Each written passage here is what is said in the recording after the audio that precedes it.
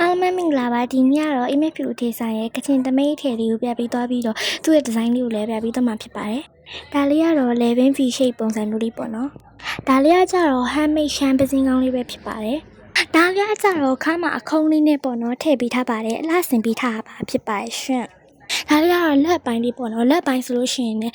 မင်းတို့ရဲ့ customer လေးကောက်ကောင်းလေးဝက်ကောင်လို့ဆိုပြီးတော့လက်ကလေးကိုလည်းဟပေးထားပါတယ်။ဘာလို့ရှိရင်ဒီပေါ့နော်ပခုံးကလည်းဖောင်းဖောင်းလေးလုပ်ပေးထားပါတယ်။ဒါလို့ရှိရင်ဒါကကြောင့်သမင်ရဲ့အမိတ်တိုင်လေးကိုပြပေးထားရပဲဖြစ်ပါတယ်။ပြောလို့ရှိရင်ဒါလေးကကြတော့မီဒီယံ size လေးဖြစ်ပြီးတော့ဈေးနှုန်းအပြည့်နဲ့ဆိုလို့ရှိရင်တော့